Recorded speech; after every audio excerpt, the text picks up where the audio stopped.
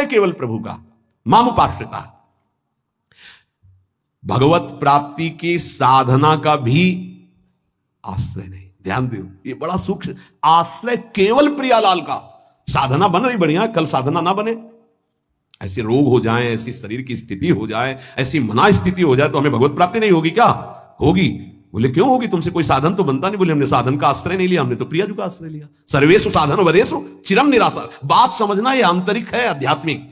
भरोसा केवल प्रभु का, आश्रय केवल प्रभु का, इसी से भगवत प्राप्ति होती है।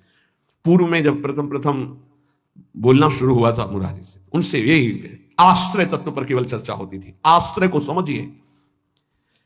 अगर आश्रय साधन का, तो भोग साधन का होता है। साधन सुख का भोग होता है, इसीलिए यह गुण साधनते नहीं। बड़ा सूक्ष्म। अब जैसे अल्पज्ञ साधक है तो सोचता है कि फिर तो साधना ही नहीं करनी चाहिए।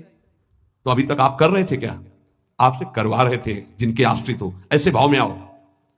साधन हो रहा है, प्रभु को समर्पित हो रहा है। नहीं हो रहा है तो हम तो प्रभु को समर्पित ही हैं। हमारी भगवत प्राप्ति तो पक्की है। भाई ये समझ आनी बहुत कठिन हो जाती है। हम परिक्रमा लगाया है तो कह सकते हैं कि हम भगवत प्राप्ति कर सकते हैं, क्योंकि साधन का भरोसा है। और अगर नहीं लगा पाए तो हमारे भरोसा में कमी हो जाएगी। आप आखिरी बात समझ लीजिए, यदि आपने अंदर से आश्रय हमारे प्रियालाल का ले लिया और कुछ नहीं बन रहा तो भगवत प्राप्ति हो जाएगी। हमारी बात समझ लेना।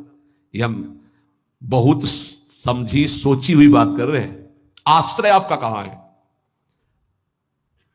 एक क्षण के आश्रय को प्रभु बहुत बड़ा मान लेते। ध्यान रखना, जब बाली जी का भगवान ने प्रहार करके वध किया तो आखिरी श्वासें बाली जी की भगवदाकार थी, पर भगवान से बड़ा छुपा के वचन बोले। हृदय प्रीति मुख वचन कठोरा। और भगवान की तरफ देखकर कहा, मैं बैरी सुग्रीव प्यारा, कारण कवन नाथ मुहि मारा। हम दोनों भाई हैं, हमें अपने भाई की हर चेष्टा को पता है। जैसा मैं वैसा मेरा भाई। बहुत बड़ा भजनानंदी नहीं, हम जानते हैं, बचपन से साथी है। और मैंने कभी आपका विरोध नहीं किया। आपने मारा क्यों मुझे? जो सूक्ष्म बात भगवान, तुम ये जानते थे कि सुग्रीव मेरे आश्रित हो गया है? अरे अभिमानी, मेरे आश्रित का वैरी मेरा वैरी होता है। तो कितने दिनों के आश्रित हुए थे सुग्रीव जी? कोई माला चलाई थी, ध्यान किया था, तपस्या की थी।